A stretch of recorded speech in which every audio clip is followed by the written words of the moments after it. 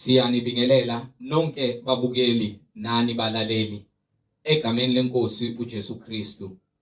Siyanxusa kubo bonke abantu abalalele wonke amagumbi amane omhlaba lapho nilalele khona ukuba nithathe amabhayibheli enu nilalele ivangeli lombuso wezulu lapho kushunyayelwa khona ukuphenduka kube ngukuthethelelwa kwezono zethu. Izwi lenkosi uJesu Kristu leli olalele njengamanje.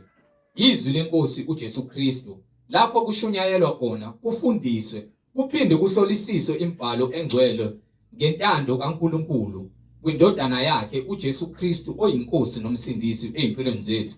Sizocela kubo bonke abantu abalalele ikakhulukazi labo abafisa ukubhabhadiswa nalabo abanemibuzo malana neBhayibheli nalabo abanesambulo uJesu Kristu esekunikezile ubufakazi ukuba uthule kuzo zonke izindlebe eziyimisele ukuza ebungcweleni naseqinisweni ngobufakazi bakho ukuba nixhumane nathi kule mininingwane esizoyishiya njengamanje. Ngizoqala nge-email address ethi izwilenkosi.ujesukristu@gmail.com izwilenkosi.ujesukristu@gmail.com noma i-cellphone number noma i-WhatsApp number la ningakwazi ukuxhumana nathi khona ethi 066 566 9245 066 566 9245. Izintshumayelo nezimfundiso zonke ziyatholakala ku-YouTube lapho ungahlala khona phansi uphethe iBhayibheli lakho ulalelisise uhlolisise imibhalo kube ngabe lokhu okuzwayo kuyafakazelwa yini imibhalo engcwele njengakho konke esenifundisa khona sinishumayeza khona kufakazelwa imibhalo engcwele. So ku-YouTube uzosearcha uthi izwi lenkosi uJesu Kristu, izwi lenkosi uJesu Kristu. Ungakhohlwa ukusubscribe, ungakhohlwa futhi nokupressa i-notification button ukuze ngaso sonke isikhathi uzoyithola izimfundiso eziphilileyo ezisiholela ebungcweleni naseqinisweni. Ungakhohlwa nokusharisha ilinki nabo bonke abantu obaziyo ikakhulukazi labo ohlanganyela nabo ngaso sonke isikhathi. Manihlanganyela nithi niyamdumisa uNkulunkulu ngomoya nangeqiniso nifakazelana ukuthi uJesu Kristu uyinkosi nomsindisi ezimpilweni zenu ukuze wonke umuntu ahlolisise imfundiso asuke ishunyayezwa nasuke ifundisa ukube ngabe iyafakazelwa yini imibhalo engcwele. So ku-YouTube sharisha ilink izwi lenkosi uJesu Kristu, izwi lenkosi uJesu Kristu. Ake sigobisa amakhanda sivala amehlo sibonge baba wethu osezulwini nokuba izwi lakhe elicije njengenkemba icije inhlangothi zombili lihlabe lihlukanise lihlulele imidlinzo engculileyo likhiphe yonke imimoya ngaphakathi kithi engasiholeli ekuqondeni izwi likaNkulunkulu osemazulwini. Ake sigobisa amakhanda sivala amehlo.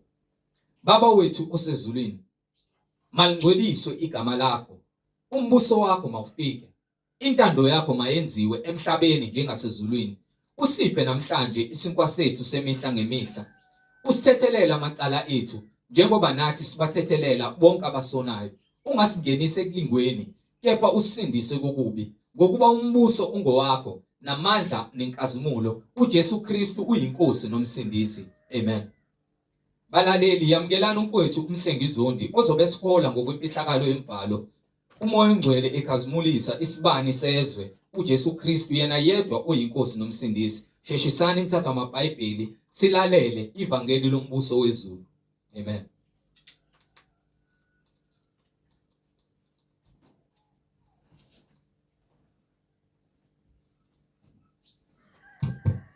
Siyabingelela bazalwane egameni lenkosi uJesu Kristu umnini mandla onke, inkosi yomusa, inkosi yokuphila. Siloke simbonga uNkulunkulu othembakele izikhathi zonke ongaguquki, yena omi njalo. Izobanye bethu uSathane uyaguquguquka ulokenza izinto bathi lezo zinto azenzayo uzenzela ukudukisa bona abangenayo uJesu. Ingakho abantu besatshiswa ngokudla, besatshiswa ngezinto eziphuzwayo ngenxa yokuthi abamazi uJesu. uNkulunkulu akaguquki. Amen. Bonke abathembele kuye nabathembela kuye bayaphila ngomusa wakhe.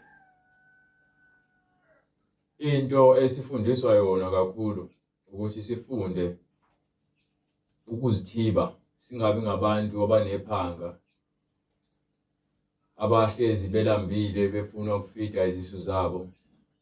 Singabi futhi ngabantu abahalayo ngokuba uhala wenza inyama yakho ikubuse. iBhayibheli nakwincwadi yeZaga liyasifundisa nje ukuthi uma uhleli phambi kwabantu noma kuthiwa umenyiwe, faka umbese emqaleni wakho. Abantu bazocabanga umbese wangempela. Kusho ukuthi zithibe ukuthi ungabi umuntu othanda ukudla. Lokho nje kuyagcizelelwa. iBhayibheli lithi ungadla noma ngabe yini egameni likaJesu, but alivuni abantu ukuthi bahale. Ungadla konke ukukhalelayo unembeza wakho, but musa uhala ukuthi ubuswe ukudla ngalendlela leyo ukuthi wena uhlulwa ukuzila ukudla ngenxa yokuhala ukuthi inyama yakhe iyakubusa. Ukuhala nokuthanda ukudla kuyidimoni lakhona elihlukile. Ukuthanda ukudla ungakwazi ukuzithiba, kunedimoni lakhona elenza ukuthi wena ubuswe iphanga ungakwazi ukuzithiba. So lokho simele ukuqaphela ngokuba uJesu njengoba esifundisa ukuzila ukudla nokukhuleka, usho ukuthi uma sizila ukudla sisebenzela imphefumulo yethu ukuthi ikwazi ukusondela kumoya osibizileyo, ngokuba imiyalelo kaNkulunkulu nayo sifunda ukuyithobela ngalesikhathi senza lokho akushoyo. Uma sithi siyakholwa kepha sibe nokubeka izizathu zokuthi why singakwenzi u1 no2 no3, lokho kwenza ukuthi ube buthaka wena uqobo lwakho. Ngiyababona abantu abagulayo, abantu abadala abanezifo mhlawumbe bangakwazi ukuzila ukudla, kepha uNkulunkulu uyakwazi ukuthi abalaphe futhi ngokuhamba kwesikhathi yena yedwa ngokumethemba, ukuba wonke amandla okwelapha vela kuye. Ngakho-ke ngifuna ukuveza ukuthi uJesu yena kuphela unamandla kukho konke okukhona lemhlabeni. Uma kuwukuthi wanqoba uSathane, bese kuqhamuka umuntu ozosabisa ngemisebenzi kaSathane ukuthi uma sidla ukudla siba weak. No, uma uhala ungafuni ukulandela umyalelo kaNkulunkulu uba weak.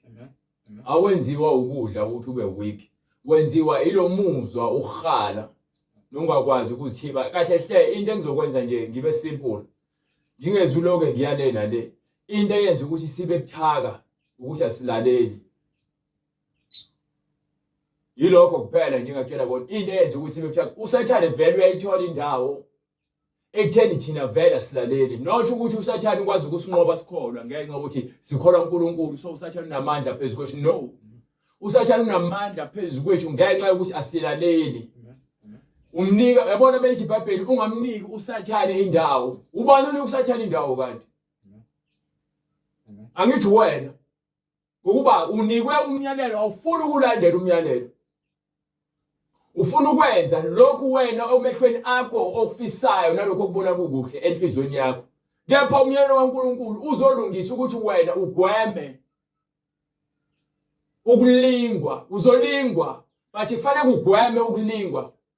Mawusondela uNkulunkulu noSathane uzama yonke indlela ukubeka izikhubekiso phambi kwakho. Kepha ngokukholwa ilezwi leli elithi ke gcina imiyalelo yami uhambe kuyo.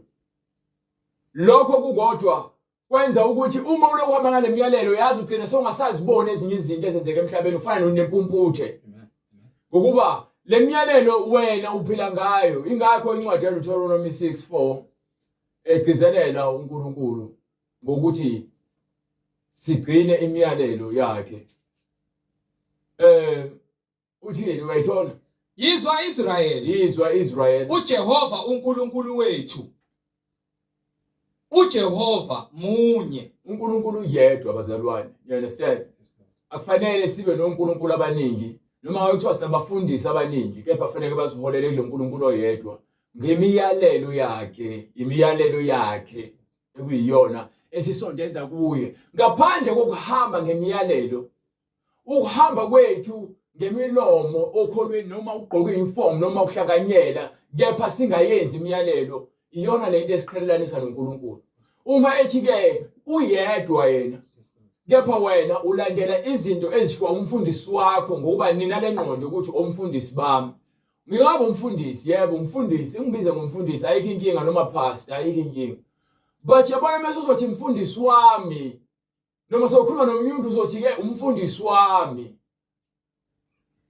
Manje lonto leyo ihamba ilimaze ngoba uzogcina usangazi ukuthi wena uzwa mina. Engathi mina manje osemuzwa kangcono. Yabona mina ngikutshele mzalwane, baningi abantu engikhuluma nabo, nabantu engihlangana nabo, nabantu engizwana nabo, engibafundisa ukuthi mina musubuka mina, mongibuka ngibuke njengomfowenu, mongidala ngibuke njengendodana. Ungangibuki njengazi ukuthi mhlambe ngumuntu omkhulu. Ngimkhulu uNkulunkulu uma ngenza lokho, ngoba uthi uNkulunkulu labo abayodukisa abantu lemhlabeni banika abantu imiyalelo kaNkulunkulu ngendlela engafanele, noma bafundisa abantu izinto ezingafanele, kuyothiwa bangabancanyana ezulwini. Kepha labo abafundisa ngendlela nabanika abantu imiyalelo kaNkulunkulu bakhulu ezulwini, hayi emhlabeni. So angithandi ukuthi mina ngazi ukuthi ngiyakukhunyezwa, engathi sengimkhulu nabanye abantu. No, mina ngumuntu ngifana nawe. Nalo muntu uma ukuthi awukholwa mhlambe noma awuhlanganyeli nathi, unelinye ibandla, le ngqondo le yokuthi esontweni lami ibhlungu. Ngokuba ngithi mengikhuluma into wena bese ubheka umfundisi ungabisabheka iBhayibheli. Ngokuba iBhayibheli alikho esontweni lakho, liyaphathwa kepha likho izwi ngokuba nihambe ngemiyalelo.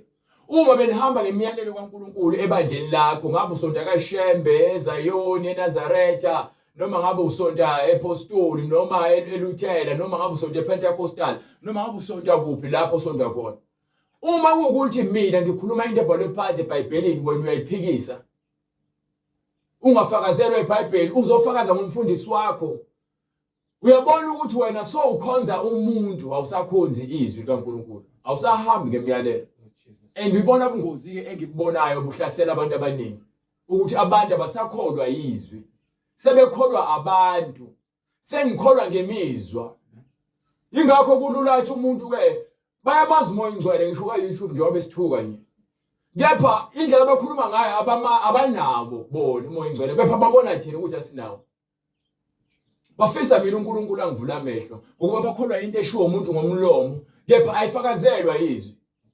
Uthi umbhalo kwincwadi yamaHebheru, ngithi incwadi yamaHebheru mangaphosisi, sahluko 6 verse 18.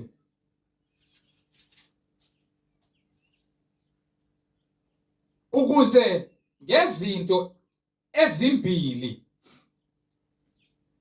ezingeguqulo, ukuze ngezinto ezimbili ezingeguquleke uNkulunkulu angeqambe amanga ngazo. Yayizwa lonto leyo, uNkulunkulu asoze aqamba amanga ngezinto azikhulumile. Yayizwa lonto leyo, uNkulunkulu angeke asoze waqamba amanga ngezinto akhulumile ngazo. You understand? Eyiphenye futhi incwadi yaJohane sahluko 5 verse 38 or 39, izihlolani imibhalo.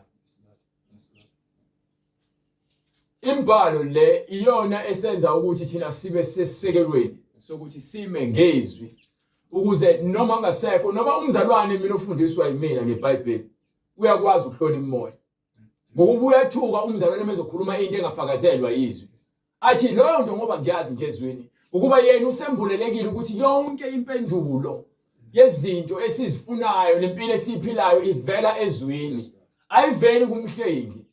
Mina abantu babonga mina ngoNkulunkulu ukuthi ngivumile ukuthi uNkulunkulu angisebenzise.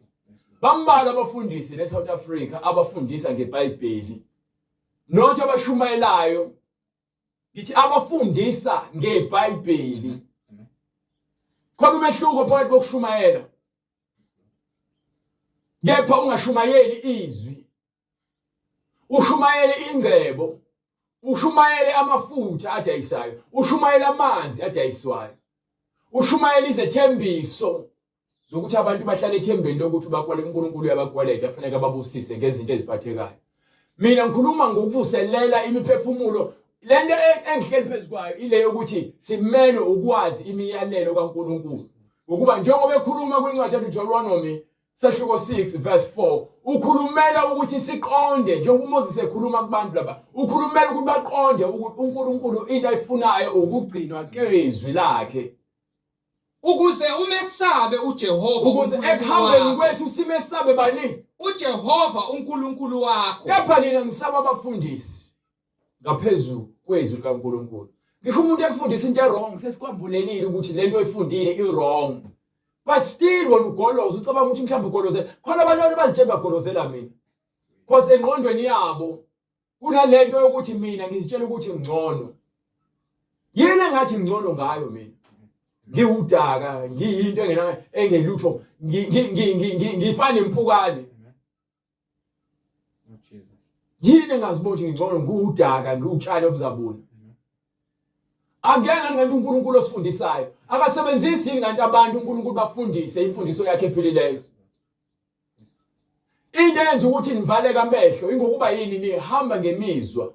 Niyoze niphume kwimizwa yenu. Ningene kumoya. Yabona wena ubona ukuthi akunawo umoya. Ubona kahle ngokuba wena khona abantu babona benomoya. Mawukuthi unomoya phela fanele ngabe uvumelana neBhayibheli. Why uphikisa iBhayibheli? Mawukuthi unomoya phela mina nginawo. Abanye bathi mina ngisebenzisa impalo ama scriptures ewodwa wanawo umoya ingcwele. Mangakwazi ukufundisa vele ama scriptures ewodwa noma impalo le ayinawo amandla. Ngokuba yini awunikwanga umoya ingcwele.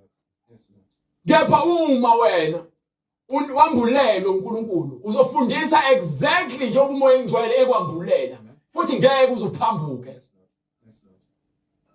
Bathi akusebenzi izikhwepha, akusebenzi izikhwepha. Kusebenza ukuzinikela kwimiyalelo. Methi uNkulunkulu uhlala ezwini, uzohlala ezwini. Imiyalelo kaNkulunkulu mzalwane itholakala eBhayibhelini, ayitholakali kumuntu. Ayitholakali kaShembe, ayitholakali eZayoni, ayitholakali kumaPentecostal, ayitholakali kwiChurch of the Holy Ghost okwamoya. Itholakala eBhayibhelini imiyalelo. Uma uhlula ukugcina imiyalelo ulandela umfundisi ngaphezulu kwemiyalelo, wena uzohamba nawe esihogweni. Ukuba abafundisi abaningi vele banifundisa izimfundiso zabo zamadimoni. iBhayibheli isisekelo sokuthi uma ngimla fanele ngifundise yonke into phakathi eBhayibhelini, ngambulela bonke abantu, ngikhuthaza abantu, ngiyala abantu, ngisole ngayo yonke into eseBhayibhelini. Iyona umsebenzi weBhayibheli. Athi yebo abantu babheka mina. Yabo nje abantu bebaningi ka-YouTube bekhomenta bekhuluma against uPastor Zondi. Bathi abanye angizwa, bathi abanye nginentamo elikhulu, abanye bathi ngimpumputhe, abanye bathi ngihamba ngenyama, abanye bakhuluma zonke, abanye bayangithuka. Ngoba nakho mina ngithi ngivula iBhayibheli. Ngithi bawu-3 or bawu-4 abantu kulabantu abawu almost 1,000 abakhomenta kwa-YouTube. Abakhuluma ukuthi vele iBhayibheli lifakazela ukuthi thina kufanele siholwe yilo. Bayalifakazela ukuthi iBhayibheli wonke umuntu okhulumayo akakhuluma njengokwembhalo phela ngoba liyasho iBhayibheli ukuthi wonke umuntu okhulumayo makakhulume njengamazwi kaNkulunkulu. Bathi uSathane uyakwazi ukuletha ukwesaba. Buka kukhombise mina ngeBhayibheli. Ukukhuluma ngokwesaba. Nina abantu niyesaba nina namagwala. Ingakho niye ukudla, ingakho nisatshiswa ngazo zonke izinto lezi ngoba namagwala. Yabona ukuba yabona nina abantu abaningi basindela noma baphenduka njengoba beshunyayezwa uEnigma. Baphendukele ukuthi basabuke esihogweni. Bathi alukho uthando likaNkulunkulu kunina. Iyona inkinga leyo. Lord Jesus. Ivangeli sikushumayezela ukuthi wena uthande uNkulunkulu. Yes, Lord. Uma sowuthanda uNkulunkulu uthande izwi lakhe. Yes, Lord. Abantu manje baphenduka. Hayi, angithi ngwayekele amabhlukwe. Angithi uyalazi izwi lithini? Hallelujah. Yes, Kusizana ukuyeka ibhlukwe. Kepha kunomuntu omzondayo. Amen. True, brother. Kusizana ukuyeka ufaka amacici. Kepha kunomuntu ongafuni ukumthethelela. Hallelujah. Kusizana ukuyeka ukufaka izinto zokufakelwa nopende, ukuyeka utshwala nogwayi. But still uyahleba. Indaba enkulu engifuna ukudila nayo indaba nokuthethelela. Yes, Lord. uNkulunkulu ufuna ukuthethelela izono zakho. Wena uyavuma ukuthi uyaphenduka yebo.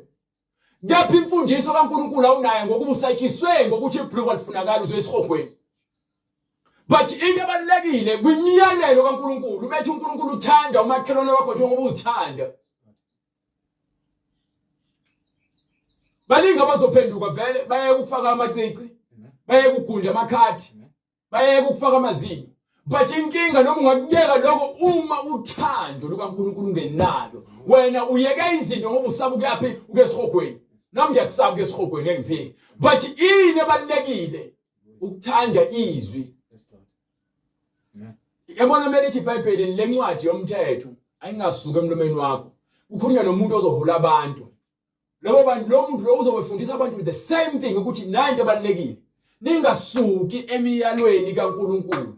Ningahlukani nemiyalo kaNkulunkulu. Umsebenzi wami mengimlala ukuzonitshela ukuthi khumbulani ukuthi ke ningakhohlwa imiyalo kaNkulunkulu. Amen.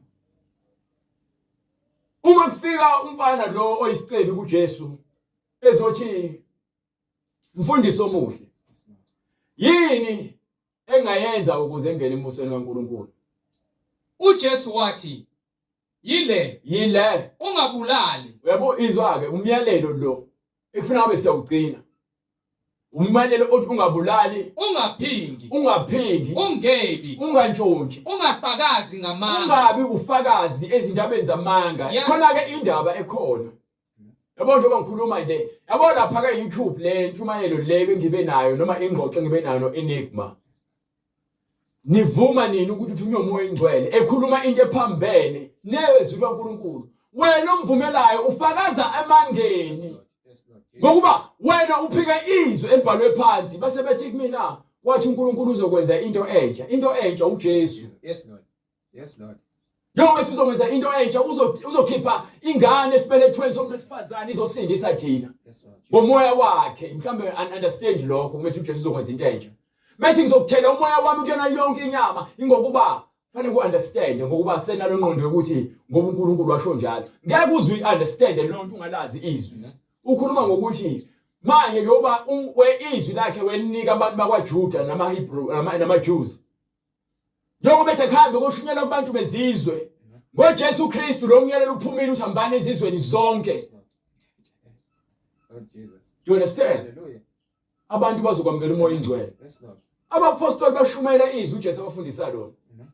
Uma kuqhamuka umuntu ekhuluma into ephambene nezwi. eBhayibhelini kube kukhona futhi umbhalo ethi uma kuqhamuka umuntu ezofundisa into ephambene nalokho. Nina lijabuliswa ukuthi umuntu uphuma kuJesu. Yes, Lord. Angikuphikisi mina lokho. But ke akwazi uJesu nangelilodwa ilanga. Aqamba amanga ngezwi lakhe. Unginika incwadi yaThithu futhi sahluko 1 verse 2. Ngifuna ubheka ukuthi uNkulunkulu uyawaqamba namanga. Phela manje ukuthi uNkulunkulu namhlanje uzosho lokhu kusasa aphinda phikisana nezwi lakhe. iBhayibheli umsebenzi walo yini? Yini umsebenzi weBhayibheli uma thina singafuni ukuhlala ezweni? Ukuze sokwazi ukuthi senze lento eshiwo eBhayibheli kwincwadi yokuqala kaJohane sahluko 4 verse 1 ethi ke bazalwane bathandekayo, ihloleni imimoya. Hlolani, uzoyihlola kanjani? Ukukuthini ukuhlola imimoya? Bathandekayo. Maningakholwa yibo bonke omoya. Manje uma lento mina ngifunde eBhayibhelini, yonke into engikhuluma ngayo njengamanje mina ngithathe eBhayibhelini. Noma thu uJesu uyaqhamuka omunye umzalwane umnika isambulo, ngeke azamnika isambulo esophambana nento yafundiswa eBhayibhelini lonke. akwazi mzalwane akwazi into ezokwenza ukuthi wena uthande into eshiwo umuntu engafakazelwe eBhayibheli ingokuba ulazi izwi and lokho kuzophatha kabuhlungu kuba vela ulazi ukuba bolazi izwi ubuzohlala ezweni bese uyambuza umuntu angikuboni lokho kusho eBhayibhelini akufakazelwe eBhayibheli ngigijimela ukuthi washo uNkulunkulu uzokwenza into enhle usayenza bethi ke basho abanye wathi uzosiholela uzothumela umoya ingcwele uzokusiholela lonke eqinisweni iqiniso uJesu Hallelujah. uthi uJesu mina ngiyindlela Hallelujah. neqiniso nokuphila usho ukuthini uJesu usho ukuthi ke yena kuphela imfundiso yakhe ezokusiholela kuNkulunkulu and ukuthatha isikhathi ukubona ukuthi uNkulunkulu uJesu. So uma sesambulela izinto angeke asambulele izinto eziphambene nemfundiso yakhe eBhayibhelini nabapostoli bakhe ngeke kwenzeke lokho. Lithi iBhayibheli lencwadi athi unginika khona imiyalelo. No. Ekhuluma nomfana isicebi lesi. Matthew 19. Verse 18, 19 or 18. Ungaphingi. Ungaphingi ungebi. Ungafakazi. Ungabi ufakazi emangeni. Yazisa inkinga lokuthi ke abantu bayathanda ukukhuluma efika khuluma. You understand? Uyathanda ukuphawula. Kulula vele ukuthatha imino yakho ucofa ngobhathini ukhuluma into ongayazi. Ukhuluma imizwa yakho ngoba bowazi akhona yethu umuntu osanginika ivesi kulabantu abangaka abakhomba bonke bangikhulumela ukuthi uthunywe uNkulunkulu uthunywe uNkulunkulu bathi mina ngisengibanika amavesi mina ngiyawadisha amavesi ngiyaphaka amavesi hayi ukuthi ngikhuluma ngevesi angigijimi nevesi elilodwa ngiyaniphakela amavesi ngenzelani ukuthi ke yonke imlomo engafakazelwa yizwi ivaleke bonke abahamba ngenyama bacasuke ukuba yini uSathane ubavala amehlo babe yimpumputhe uNkulunkulu unibizele ephendukeni ngezwi lakhe. Ungafakazi amanga. Uma ufakazi amangeni ukhuluma into ongayazi ngokuba ubona abantu abaningi bekhuluma into eyodwa. Na ubona ukuthi hayi iright ke ngoba abantu abaningi bashita yodwa. Lana lithi iBhayibheli noma ngaba u10,000 bekhuluma into efanayo. Uma wena uyazi into omikuyona uma kuyona awuguqulwa ingenxa ukuthi ubona abantu bonke behamba indlela eyodwa. Lithi iBhayibheli indlela ephileni iwuncingo ingcingo incane enihanjwa abakhethiweyo bambalwa bayenze bambalwa bayingcosana abantu hamba kuyona. Yabo nje abantu bephenduka bonke belandele into abangenabo ubufakazi kayo ngezwi. Okunye ngayiqiniso yebo but ke okunye makuhamanga sosho usithi lokho akhambisani nezwi. Why? Because sifuna ukuthi uma ethi uNkulunkulu izwi lakhe lokuyala elokuyala abantu abaphuma endleleni uma ucorrectwa yabona uzofika ukhuluma nomuntu oyedwa angafuni ukuzwa lithi iBhayibheli mnyane phambi kwebandla. Angishumayeleli mina abantu bezizwe ukuthi basibuke njengamaKristu ukuthi asizwane. Mina uma kuukuthi ngenzela ukuthi noma umuntu engakholwa uyabona ngikhuluma ngomuntu ongakholwa mina akwazi ukwahlukanisa ukuthi oh lo ukhulume into ayithathe phansi eBhayibhelini ikhona nansi ayibona lo into ayikhulumayo ngiyayibuza ngakwazi ukuphendula ngiyiboni futhi. So uzokholwa kanjani umuntu ufuna ukholwa into eshiwo ngomlomo engenabo ubufakazi noma fanele akholwe yinto efundisayo njengoba ngitshela ngithi thina into esifundiswayo uthando. Uthi uZulu owaba nesambulo sika Jesu ngo91 uthi isono esasesibi kakhulu ungamthandi unkosikazi wakhe nongamthandi umakhelwane wakhe. Uthi njalo babemi behlangana nomakhelwane wakhe umakhelwane wakhe anyike ibali ajike indlela ukunaye lo muntu yagcina seyingena naye ngaphakathi ukuthi lo moya umakhelwane wakhe ungene kuyena ukuthi njalo bembona ukuthi ichifile. Yabo leyo nto leyo iyenzeka njengoba sishumayela ubright menza into wrong uSathane afuna ukusebenzisa leyo nto njengento engathi isikhali. Ngiyakwazi ukuzifundela ngingazifundela but ukubeka kwami nobright la njengoba sibekiwe efunda mina ngiyafundisa ukubekezela ukuthi ngiunderstand ukuthi nami uNkulunkulu uyangibekezelela. Angimthathi kancane ubright ngoba nami ngithi akakwazi ukufunda kahle no. angiziboni ngingcono ngoba ngikwazi ukufunda ngithi ngiyakwazi nokushumayela. No, that's why ngienza lo msebenzi lo ngokuba uNkulunkulu kuhle lokwenzayo.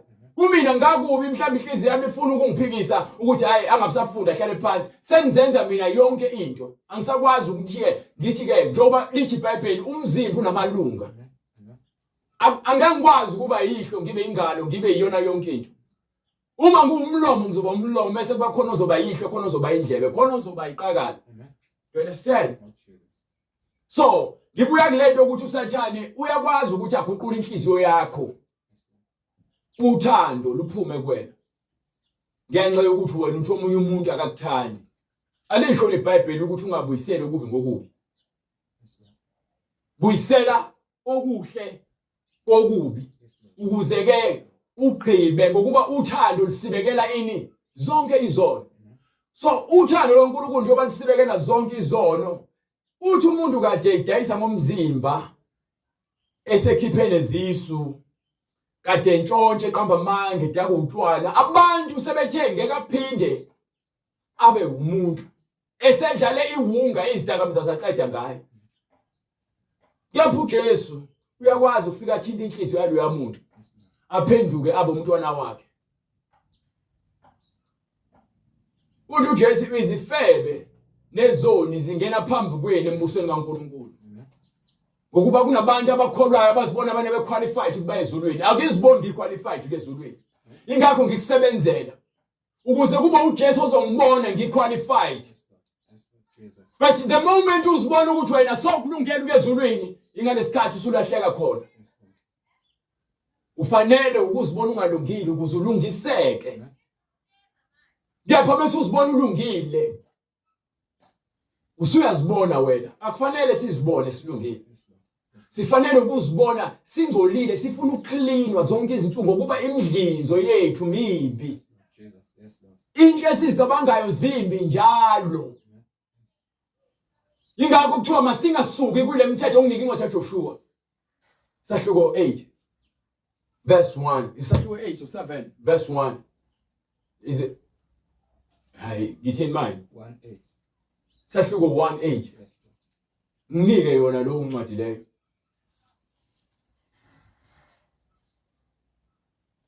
Lencwadi yomthetho. Lencwadi le izwa ithiwani lencwadi le. We understand ukuthi incwadi kade yaba khona bright. Mzalwane lo ukhona njengamanje. We understand ukuthi incwadi kade yaba khona. So uma ukuthi uJoshua wakhulunywa kuyena ngencwadi yomthetho. Wena manje bese uyiphika lencwadi ungasafuni ukuyivumela ukuthi ilungile. Wena bese ungasafuni ukuyifunda lencwadi. So ukholelwa ubufakazi nje kuphela. Kepha iBhayibheli lencwadi kade yabakhona. Amen. Lencwadi lezi zikhona zitholakala yonke indawo zikhona zisabalalile. Kepha alifuni ukuzithenga sena download emafonini. Mekulahleka ifoni noma ifoni ya crash sekuphelile ngawe nencwadi. Amen. Lencwadi le mzalwane iyona efanele ukuthi igade ohambeni lakho noNkulunkulu. Ukuze ungezudukiswa izimfundiso eziningi eziphumile emhlabeni. Umsebenzi wami mina ngizokumela lokho kuze kube sekufeni ukuthi ngenze lento ukuthi ngilongifundisa abantu ngale ncwadi le. Noma ngabe kufika muphi umuntu ngiyombuza ngale ncwadi le uma ekhuluma into ephambene nale ncwadi le yomthetho. Akekho futhi kunina abantu ongangitshela ukuthi fanele ngishumayele kanjani ngoba ivangeli ngiyakutshela anginikwanga wena. Wena uzoba isikhubekiso phambi komsebenzi kaNkulunkulu ngokuba ungizela ngemizwa nangenyama. Ingakho unaka mina ufuna ukungicontrola, ungitshela ukungilawula ukuthi akwenziwa kanje. Ngilandela iBhayibheli nje. Ngilandela iBhayibheli. Why unenkinga wena mekuthi iBhayibheli uyalazi? Wazixaka ngami iBhayibheli iphambi kwakho. Ingokuba awunamathele njengoba incwadi iyala uJoshua. Ithi lencwadi yomthetho, lencwadi lemzalwane iyona kumele uhlale kuyona. Ukuze lalela, yabona mengizoshumayela. Ngizokutshela into ngithi uNkulunkulu akayifundi lento le. Isikakhulukazi ebandleni lakhe sengikhulume ngemiyalelo ebhaliwe phansi eBhayibhelini. Uma ngithi uNkulunkulu uthi izidakwa kubhalwe phansi eBhayibhelini. Uma ethi izifebe kubhalwe phansi eBhayibhelini. Suddenly Mase qhamuka umuntu manje ethi ube nesibonakaliso noJesu ethi ke lokhu kuzofaka esihogweni kubhalwe phansi nje izinto ezizofaka esihogweni eBhayibhelini. Why ujabuliswa ukuthi kusho umuntu ungasakho ningakho phela kungena namanga kanjalo nje ngoba useqale ngeqiniso wathi ke kuzokufaka esihogweni. Mase ke afake nokunye ongekho eBhayibhelini. Bese siyakubuza thina ke sithi ke kukuphi lokho eBhayibhelini. Bese uyacasuka wena.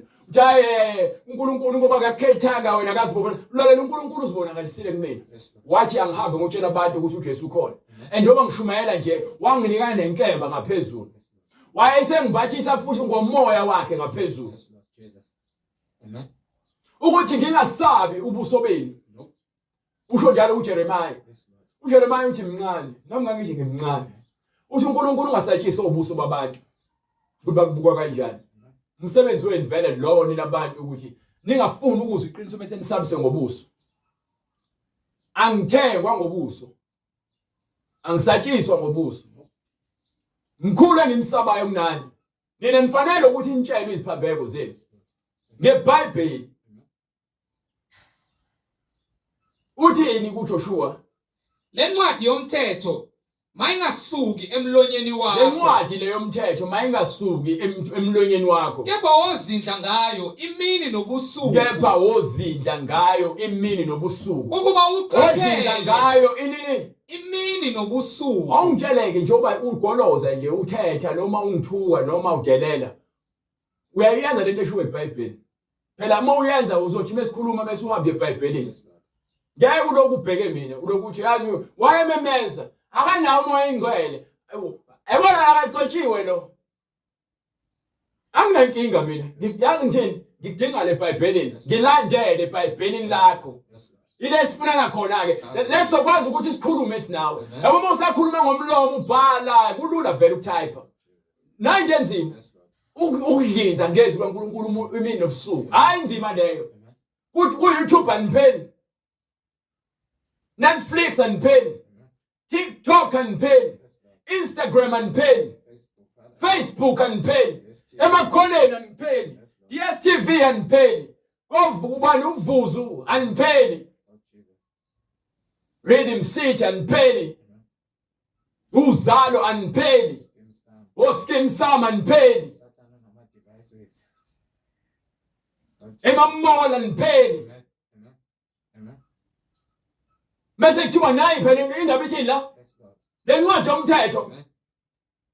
Mayingasuki emlonyeni wakho. Mayingasuki uphi? Emlonyeni wakho. So wena manje bese uzothi mina ngithi ngenza lento eshiwo eBhayibheli wena bese uzogolozela. Awugolozeli mina wena. Elalela. Noma ngabe ubani ogolozayo.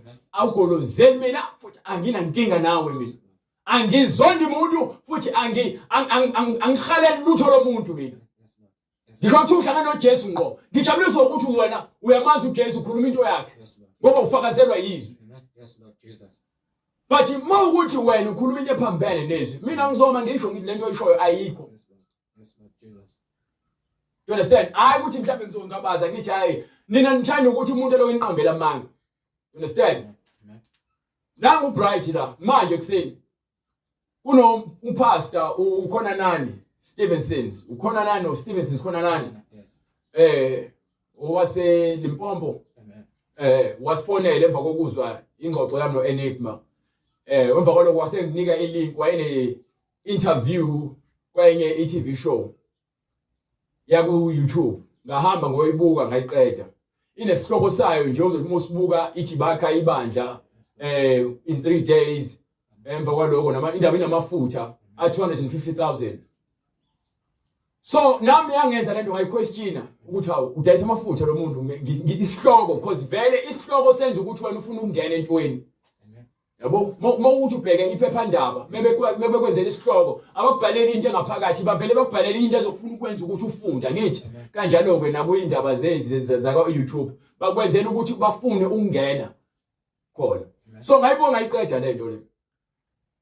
Lo muntu lo uthi ke mechaza upastor khona nani uthi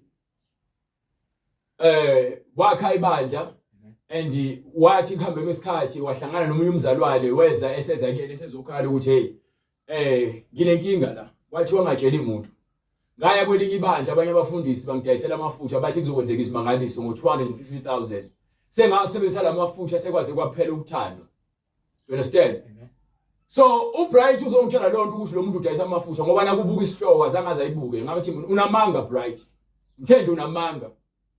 Ngoba yini uzokhuluma into angazangaze ayifunde noma ilalele. Le nto bengimtshela yona ngimtshela ukuthi angathi mebone into afuna ukuyikhuluma makezwe. You understand? Akhulume ngento ayaziyo so that uzokwazi ukuthi akhulume ngento azokhuluma into eqondile ngayo. You understand? So kwenzakalileke ngesikhathi ngikhuluma ngoEnigma ukuthi wathi abantu besifazane bangagqoka amabhulukwe uthe uJesu. Mina ke ngangafuni ukukhulumela yena, but ngangikhuluma into ukuthi mekuthi yena utshela abantu ukuthi njobe sihlala noJesu uthi uJesu phela umtshela ukuthi abantu bangakwenza lokho. Ngeke mfowethu ukuthi ungatshela abantu ukuthi bangayenza into ekubeni uNkulunkulu ethi into akayifuni. Lithi iBhayibheli ubani ongama phambi kwaNkulunkulu amnika imiyalelo? Ubani ongama phambi kwaNkulunkulu ambonise? So uma mina nginesambulo ngizosholoka okuthiwa ngikusho kuphela. Angikwazi ukuthi mina akekho umprofeti bazalwane owathi mekhuluma nabantu wathi ke mina bengicabanga ukuthi wenze kanje.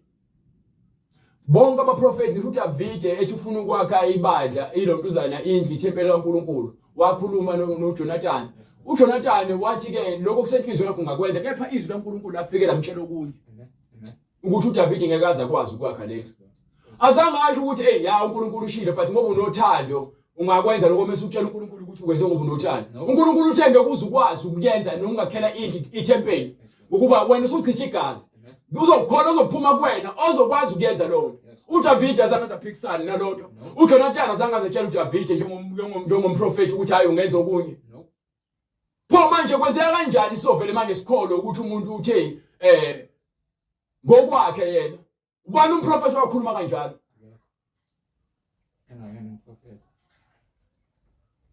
Phela ubizwa ngupastor, ubizwa ngumprofeti, ubizwa angazi ubizwa ngani. Lento akuyona indaba nomona, indaba nokuthi ngeke sikwazi ukuthi namhlanje siguqule izwi laNkulunkulu. Akwazi. Unginike lencwadi yathethu. Sahluko 1 verse 2. Ethembeni lokuphila okuphakade. Ethembeni lani? Ethembeni lokuphila okuphakade. Yes, uNkulunkulu ongaqambi manga. uNkulunkulu njani? Ongaqambi manga. So awubambe lencwadi le. Engizothi ithini lencwadi ithini? uNkulunkulu njani? Ongaqambi manga. So manje mzalwane awuthatha iBhayibheli lakho ulivule nawe lapho khona incwadi yeTimotheo yokuqala. Sahluko 4 verse 1. Bese uphinde ungifundele lento le ozongifundela yona manje. Ithini incwadi yeTimotheo? Kepha umoya usho ngokucacileyo ukuthi usho ngokucacileyo into ethe bha leyo engeke izishintshe. You understand? Ngokuba uNkulunkulu akaqambi manga. Kepha umoya usho ngokucacileyo ukuthi usho ngokucacileyo ukuthi ngezikhathi zokugcina abanye bayakushubuka ekukholweni. Bayakushubuka ekukholweni. Ngoba yini? Benaka omoya abadukisayo. Kanti yini ake ngikuvulela incwadi eJohane yokuqala sahluko 4 ethi bathandekayo ningakholwa yibo bonke omoya. Lelizo lento isholakala eBhayibhelini elilodwa lento le. Ila eBhayibhelini. Wona njengoba ufuna umpheka inhliziyo yami noma ufuna umoya wami bekuthole. Oba ngunikele kuJesu. Ngishumela ngothando. Nginivezela nje ukuthi nina ninalo uthando likaNkulunkulu. Anilifuni uthando likaNkulunkulu. Uma bolifuna abe iBhayibheli livumela. Lithi umoya usho ngokucacileyo ngezikhathi ukugcina abanye bayakuphuma ekukholweni balandele imimoya edukisayo nezimfundiso zamadimoni. Bese ugqokisa umuntu isifazane ibhlukwe imfundiso edimoni leyo. Angikhathali ungabe utheni mina. Hayi angikhathali ngisho ngathi uthi ugcotshiwe. Hayi umgcobo umbeke lo uthanda khona. Ngithi mina nje imfundiso edimoni. Ngokuzenzisa kwabaqamba amanga. Uqamba amanga nje ukuthi wena uzothi uthunywa uJesu lapho uzosho into ephambene. Lithi iBhayibheli ngale kwincwadi yaThithu sahluko 1 verse 2 uNkulunkulu okuthembisa ukuphila okuphakade futhi ongeke azaqamba amanga. Yes Lord. uNkulunkulu akaqamba amanga. Methi ngesikhathi sokugcina kuyakwenzeka sekuyenzeka phambi kwenu. akwethembisa phambi kwezikhathi zaphakade. Into ithembisile uNkulunkulu. Sibizole ekuphileni okuphakade. Ithi enye incwadi lapha kwincwadi yaJohane sahluko 4, incwadi yokuqala kaJohane ngiyaxolisa. Sahluko 4. Incwadi yokuqala kaJohane sahluko 4 verse 18. Akukho ukwesaba othandweni. Manje ke bengisatshiswa ngokudla mina kufanele ngidle ngokukhubeka mina. Othandweni akukho ukwesaba. Angikhulumi ngothando lwamakhelwane, ngikhuluma ngothando lwaNkulunkulu. Umuntu othando kaNkulunkulu, uNkulunkulu methi ke noma ngabe kuthiwa baphuza okunobungozi ngeke baze bafe. Ngeke kube namandla kubona. Bayophatha amadimoni, baphathe izinyoka, baphathe ofezela. Akukho ukwesaba othandweni. So uma kungekho ukwesaba othandweni, we understand ukuthi konke sikwenzayo sikwenza egameni losibizileyo othi ungumfeli wethu, yena wanqoba ini ukufa. Into efuna ube siyisaba ukufa. Kepha bonke abakholwayo benethemba abakusaba ukufa. Ukuba yini? Bathande ulizwi obabizele kuphi ekuphileni. Do you understand? Momthanda ukholwa izwi lakho ukuthi wena uma uJesu uthi uma umuntu ekholwa yini noma efa ngeke aze afe. Haleluya. Uyophila. Kepha uthando olupheleleyo. Uthando olupheleleyo Luyaxosha ukwesaba. uthando olupheleleyo Luyaxosha ukwesaba. uSathane mihla yonke izikhathi zonke ufuna ukusifaka ukwesaba. You understand? Amen. uSathane ufuna yazi ngisho kuthiwa kuzokwenzeka something ezoletha abanye abantu bathi ube besabe kuyenzeka kungabi nakho ukwesaba angazi kanjani. Bathi noma kuthiwa umuntu uyagula kuthi usezofa noma kuthi uyafa ungabhlungu kepha angisabi. Ukwesaba uNkulunkulu uyakwazi ukukususa kwena uma unothando lwezwi lakhe ngoba uthi izwi lakhe lisifundisa ukuthi iba nozwelo kumakhelwane wakho, iba nomusa kumakhelwane wakho, ithanda umakhelwane wakho. Qhubeka. Ngokuba ukwesaba kunesijeziso. Ukwesaba kujezisa inhliziyo. Yabona nje yabona ngifuna ukuchazela lento le esho iBhayibheli. Ukwesaba kunesijeziso ngokuba inhliziyo ngesikhathi izobuhlungu isuke ijeza. Mawuzwa ubuhlungu inhliziyo isuke ijeza. You understand? Yes, Lord. So ukwesaba kuletha ubuhlungu. Ngeke uthi wesaba kepha ujabulile. Kwenziwa yini umuntu mezo ku interview asabe? Kwenziwa yini umuntu menenkinga esaba ahambe yotshwaleni yophuza? Kwenziwa yini ukuthi abanye abantu bebesaba noma kukhona into emenza abe nokuthuthumela ajuluka izandla thola ukuthi akakwazi ukuthula uyentanta umuntu ukhuluma yedwa ukuba lento ngaphakathi yamhlupha. Yapha uthando lwaNkulunkulu lufike lilethe ukuthula. Ngikhuluma ubufakazi bempilo yakho. Kuyenzeka ubuhlangabezana nezinkinga. Yabona into ethathe inhliziyo yakho kakhulu iyokulethela ukuhlukumezeka enhliziyweni. Noma ngabe yini oyithanda kakhulu ekulethela ukuhlukumezeka empilweni yakho, leyo nto leyo uthando lwakho lukuyona kakhulu. Angisho ukuthi ungamthanda umkakho. Kepha uma umuntu ezokwenza into ezokulimaza inhliziyo, musa ukufuna ukumnaka. Wozonaka lo okuthandayo. uNkulunkulu uyakuthanda, ngeke azakuncikisele. Ngeke azakuthuke, ngeke azakuhlebe, ngeke azakuzonde uNkulunkulu. Lapho umuntu ngisho unkosikazi wakhe ingane yakho ngelinye ilanga ngiyokuthuka. Amen. Ngelinye ilanga iyokhuluma izinto kuwena eziyokulimaza inhliziyo. Ingakho kuthiwa ungalibeki ithemba lakho kumuntu. Umuntu uza kukuphoxa. Angikhathali ukuthi ngabe umthembe kangakanani. Thatha ithemba lakho ulibeke kuJehova. Yena ongeke akasoze ungabi ukuthi wena uhluphekile noma izinto zakhe azihambi kahle ubona ukuthi uNkulunkulu akakuthandi. Mevumile ukuthi ubeke lapho wena ukuze uhlole ukuthi wena uyamthanda yini ngoba thina sifuna ukuthandwa kakhulu kepha sikwazi ukuthanda. Nami benginaleyo nkinga mina. Ngisafeba ke. Bengifuna ukuthandwa kepha benganazi uthando ngoba amantombazane bengithandana nawo bengiwafebela. Khona ekufebeni. lokho ngenze ngabona sengisemgceleni ukuthi uthando yini ukuthi mina bengibolile mina. Ucabanga ukuthi wena uthengela umuntu imbali noma uthengela umuntu ukudla buya usuyamthanda? No. Hallelujah. Uthando lungaphezulu kwalokho. Uthando ukulalela umuntu ukhulume naye izinto ezizomakha. Uma wenze into embi kumakhelwane wakho awumthandi. You understand? Uqhubeke lencwadi ithini?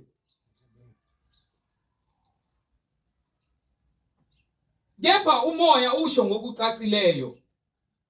Ufuna ya John Brian, come on. Ngoba uqala John. Akukho ukwesaba othandweni, kepha uthando olupheleleyo luqosha ukwesaba, ngokuba ukwesaba unesijeziso. Nowesabayo akaphelele othandweni. Nalowo osabayo akaphelele. Kusho ukuthi ngesikhathi uhlukumezeka inhliziyo yakhe ingekho ekuthuleni ingenakho ukuthula. Uthando alukho kuwena. Ezo lonto ngoba inhliziyo yakho ayikho ekuthuleni. Bese thini? Thina siyathanda ngokuba yena wasithanda kuqala. uNkulunkulu usithande singakwazi lutho. Ithi incwadi lapha kwincwadi yalontuzana yamaRoma sahluko 5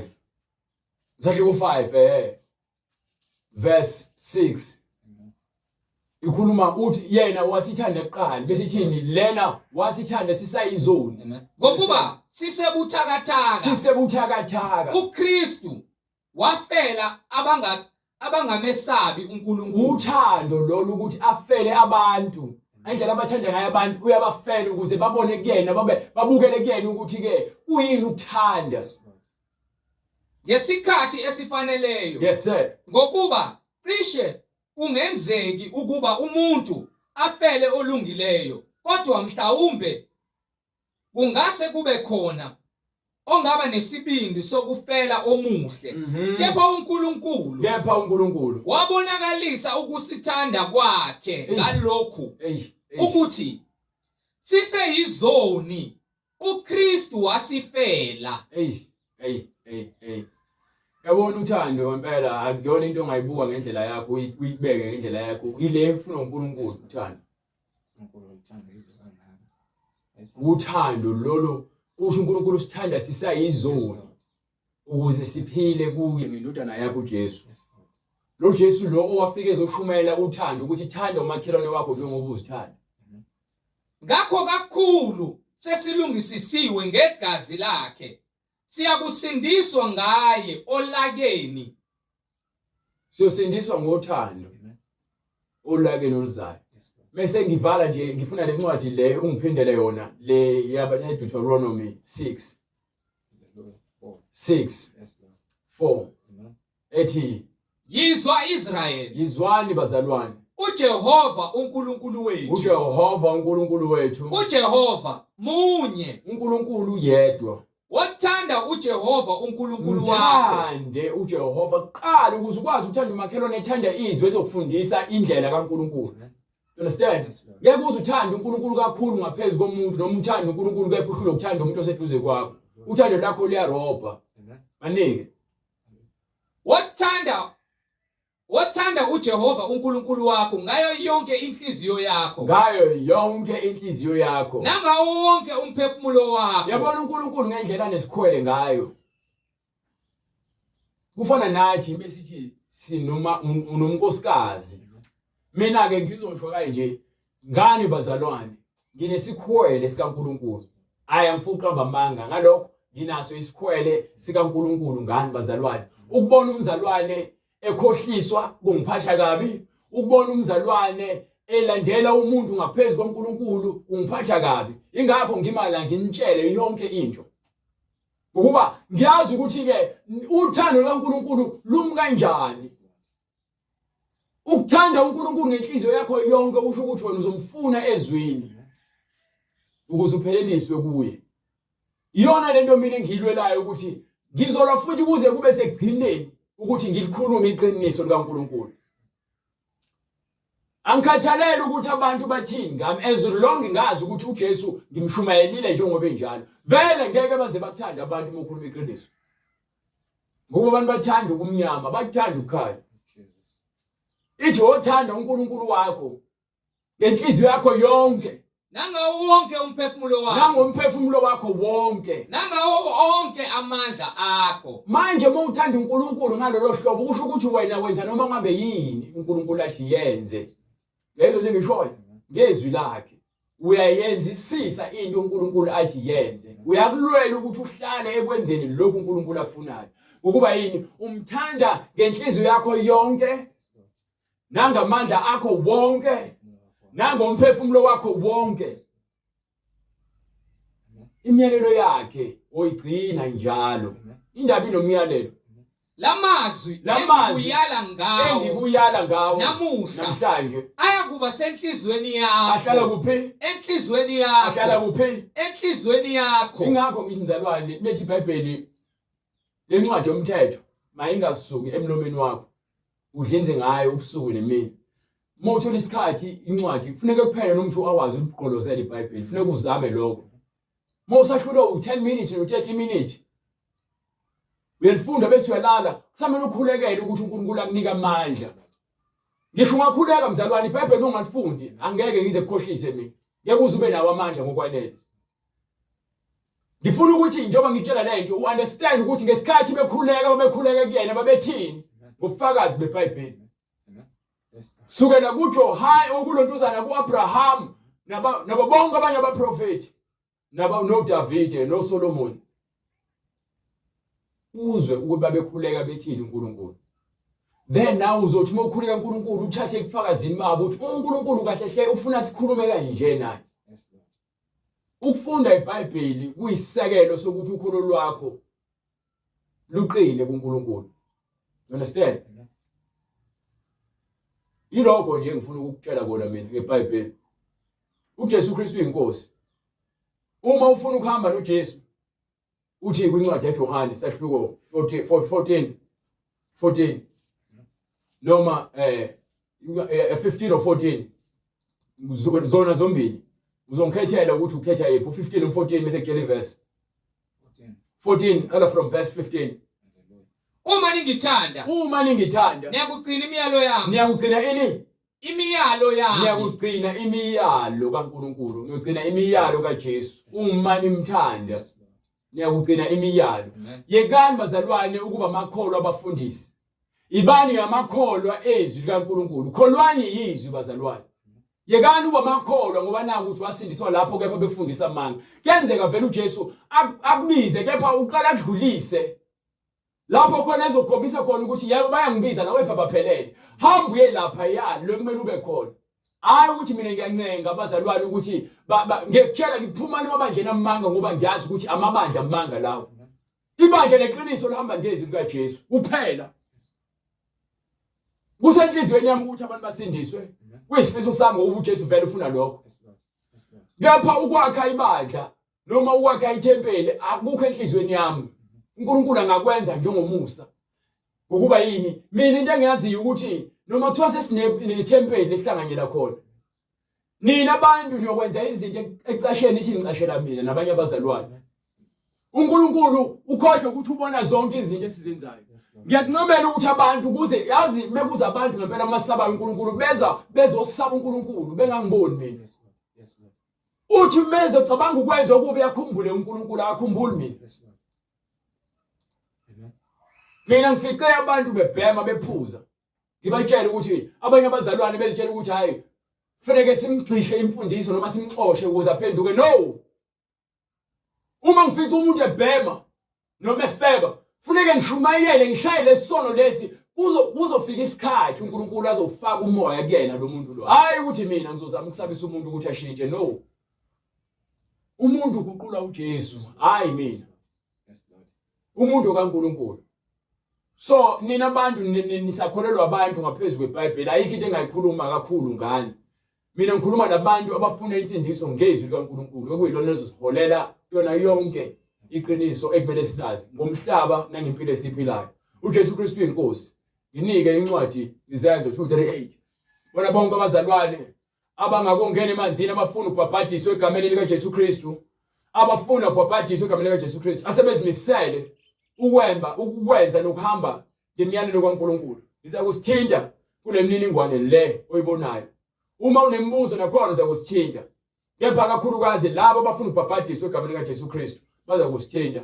uNkulunkulu evumile uzakuyenza indlela yokuthi sifinyelele kini nonke ngesikhathi esifaneleyo. uJesu Kristu inkosi. Elo sifana umkhuleko.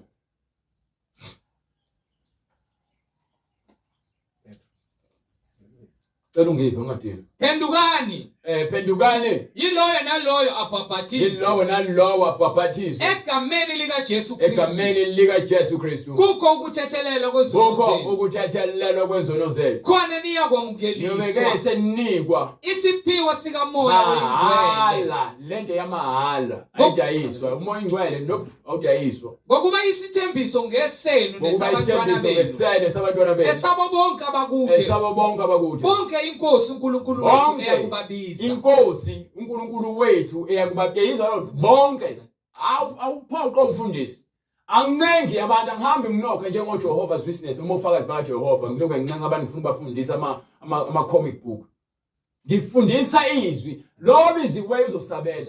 Hayi uzosabeliswa yimini. Zisindiseni kulesi sizukulwane esiphambeneyo. Zisindiseni kulesi sizukulwane esiphambeneyo. Baba egameni lenkosi yethu Jesu Kristu, uNkulunkulu namandla. Siyabonga moya ngcwele, siyabonga Nkosi uJesu izwi lakho eliyisibani Nkosi, elicisha yonke Nkosi imisindo emhlabeni. Siyalibonga izwi lakho Nkosi eliyisibani elikhazimulayo njengamanje. Siyabonga Nkosi kuba liyakhanya. Isibani Nkosi elingeke sasithekelwa. Abantu Nkosi abasikhanyisa isibani basibeke ngaphansi kwetafula, kepha sibe ngaphezulu Nkosi ukuba sikhanyisele bonke abasendlini. Siyakhuleka moya ngcwele wena ungusawuti wezimpilo zethu Nkosi uJesu Kristu ukuba izimpilo zethu ziyoliswe Nkosi izwi lakho elingusawuti oyiwona wona Nkosi. Siyacela ukuthi imphefumulo yethu ingabi ngusawuti odumeleyo uNkulunkulu namandla, kepha ngoJesu Kristu oyinkosi nomsindisi. Siyabonga uNkulunkulu namandla wena wedwa Nkosi uJesu uthembekile, izwi lakho Nkosi liwukuphila. Siyacela usiphe iphanga lokulambela izwi lakho. Siyacela Nkosi usiphe ukoma somele izwi lakho. Silomele Nkosi sililambele. Wena uNkulunkulu namandla sikufune usanokutholakala egameni lihle lenkosi yethu Jesu Kristu. Thatha udumo wena uNkulunkulu wethu ohlezi esihlalweni sobukhosi Jesu Kristu wena wedwa inkosi nomsindisi manje naphakade. Amen.